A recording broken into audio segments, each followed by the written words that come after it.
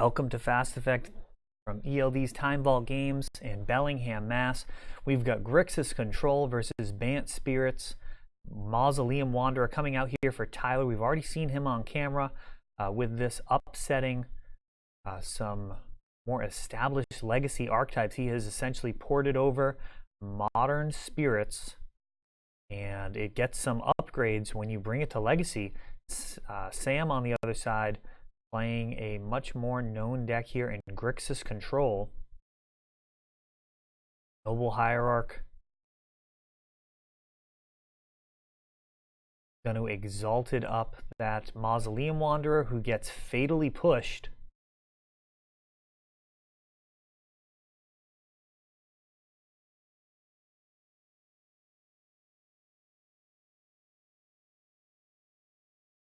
Have been slowed down by Control. I'll tell you, Baleful Strix seems like it will be a really solid card in this type of matchup. Trading in the air, which is really one of the main strengths of Spirits, is all of the flying. And really just being a super efficient way of handling the swarm of creatures. Does Sam actually use removal on this Hierarch? You just allow the damage to come through. Could we... Yeah, he's going to go ahead and throw a bolt at it, and a lovely one at that. That's beta or FBB. Nice one.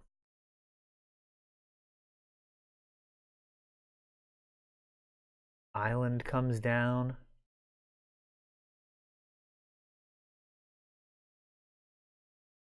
Wasteland taking out that Badlands. So if Sam does want all of his colors, he will need to fetch another non-basic.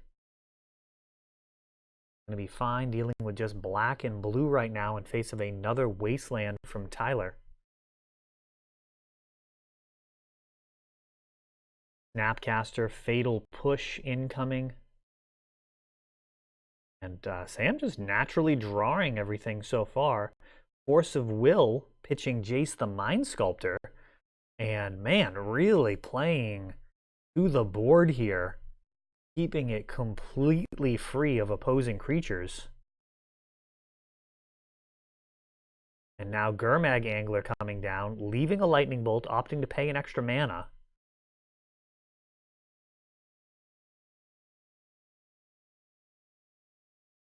That looks like Edric, who is not likely to connect. Edric, a very Leovold-esque style card, potentially just completely game-breaking, but not quite as mana-efficient a threat in terms of its board presence. Also nowhere near as reliable in its static ability here, or triggered ability in this case. The game state that it sets up, oh, and now even worse, he's just not going to be getting in there. And Tyler actually recognizing just how bad that situation is, packing it in. Yeah, that was really a board state that there's no way that Edric's going to help out. Leovold does prevent your opponent from drawing extra cards, whereas Edric can really let you run away with it if you have a board full of flyers. And yeah, Sam just went absolutely just... I don't even know, like just killing every single creature naturally. No cantrips, Lightning Bolt, Fatal Push, Snapcaster it back, Force of Willing creatures. Sam has no interest in figuring out any type of combat math here. Let's just get them all out of there.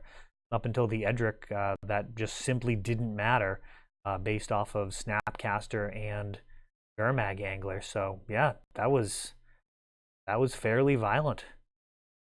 Tyler attempting to get some bodies on board, Sam having absolutely none of it.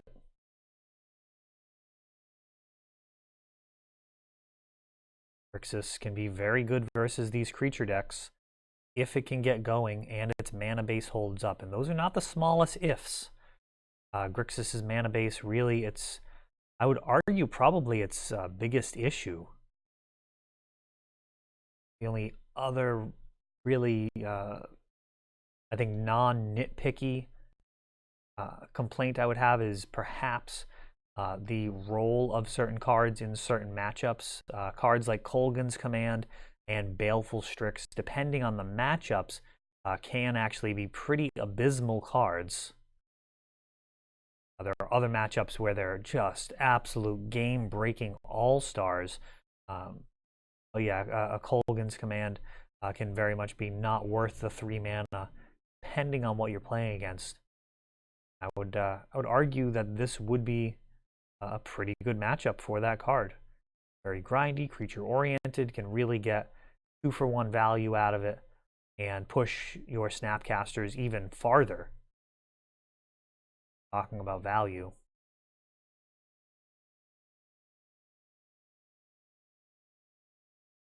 This is on the Vancouver mulligan. London mull in effect as I film this. I think a significant improvement. There's a lot of Chicken Little talk. Got another life total coming in. A lot of people felt like it was going to be the end. We'll see. We'll give it some time, but I do think it's a big improvement, particularly in limited so far. So Mausoleum Wanderer for Tyler, followed up by a Stoneforge Mystic GP promo for Sword of Fire and Ice. A totally reasonable decision there. That is going to sidestep a lot of what Sam has going on. But this could really highlight the strength of Kolgan's Command if he's able to kill a creature and blow up a Sword of Fire and Ice. Let's see if that's the way it plays out. Man, that would be brutal.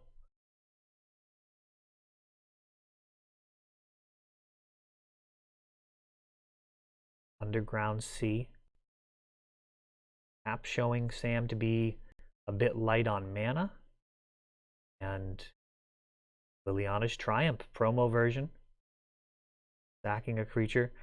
Really unusual for a card to be a strict upgrade. I was very excited about that card. Just because the deck was running Diabolic Edict, and it was good enough to make the cut, and now they get a absolutely, for the most part, strict upgrade. Very few situations where it's not completely better. Ability to make them discard a card, just potentially brutal. And will this connect? Does he have a Lightning Bolt? Trying to get the value out of the equip? No, he just doesn't have it. And Baleful Strix down. Wander and Tyler now firmly in the driver's seat. Mausoleum Wanderer red blasted.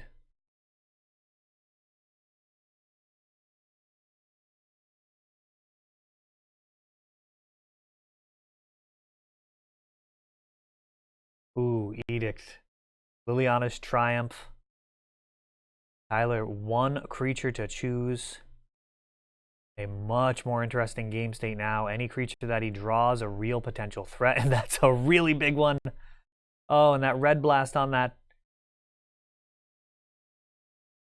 red blast on Mausoleum Wanderer felt bad for a second, but he has the Snapcaster Mage to bring back a Liliana's Triumph, keeping True Name off the board. Snapcaster so strong. Wasteland taking out the dual lands on the other side here. And Phantom Lord.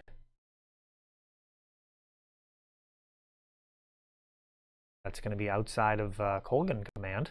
Damage. I believe it's a 1/3.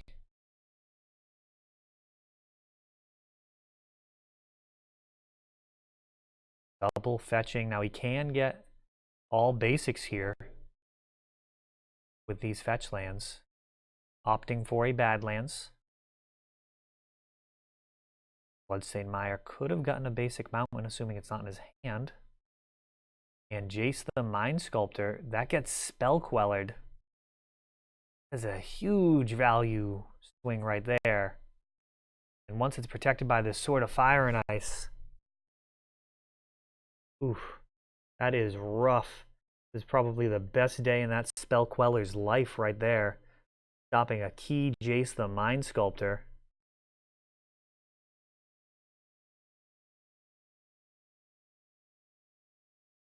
And Sam's seen enough there.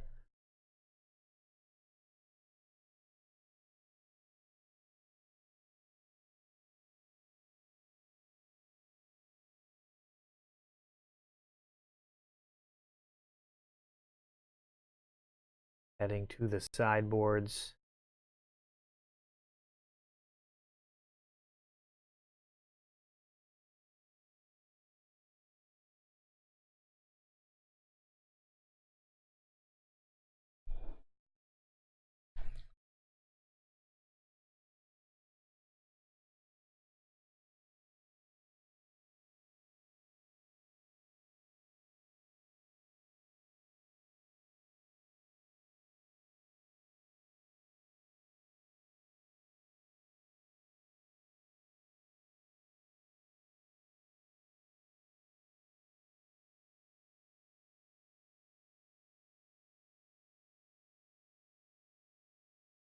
Ponder here for Sam.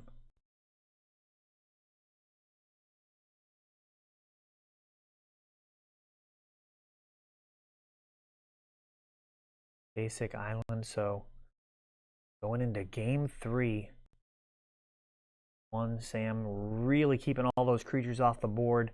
Game 2, Tyler able to make just great use of Sword of Fire and Ice, start grinding out some card advantage and protect his creatures with it.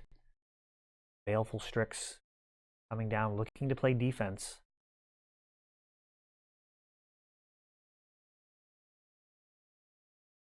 Baleful Strix coming in for 1. The Owl beatings begin. A Raucous for Tyler. Really surprisingly powerful card in Legacy. There are legends really up and down the curve that Caracas can interact with, both on potentially in your own deck as well as in your opponent's. The card does some work, from stopping cards like Emrakul to protecting your own legendary creatures, removing cards like Thalia for a key turn. Lightning Bolt on that Mausoleum Wanderer.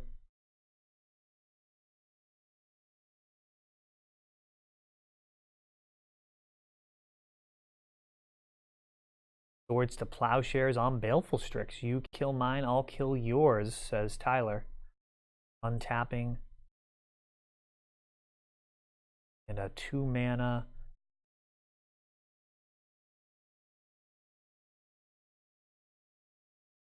Supreme Phantom, Liliana's Triumph into a Flusterstorm. Flusterstorm's going to resolve, but Red Blast will take him out on the stack anyways. Both players not interested in opposing creatures sticking around. Thoughtseize, and we see, looks like Rest in Peace.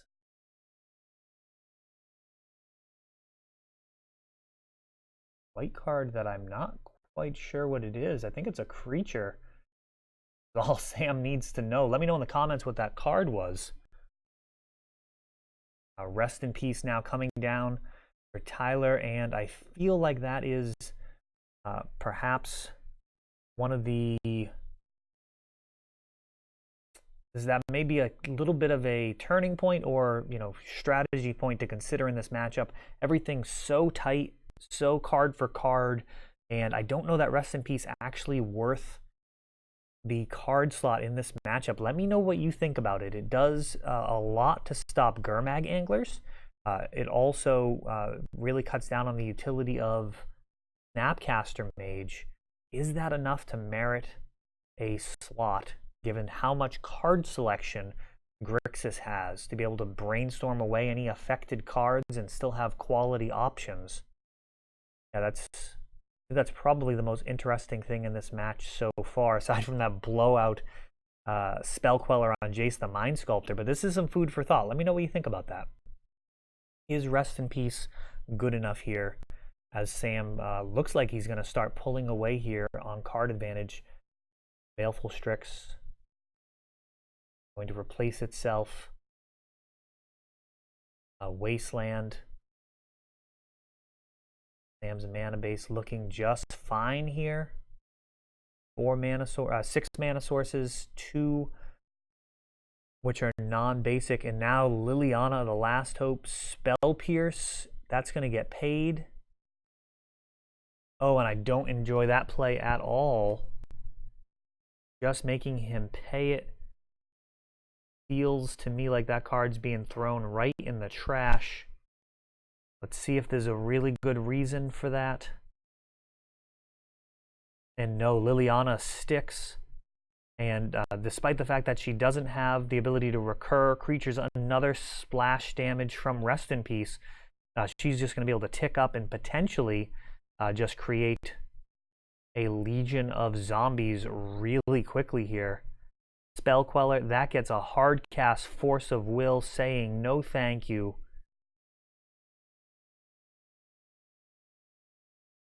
And Sam actually wants the zombies and the Liliana to stick around, opting to go one more turn. Tyler says that's going to do it. No way that he's going to be able to outmaneuver that emblem once Sam ultimates Liliana, and taking it down in 3 is Sam with Grixis control.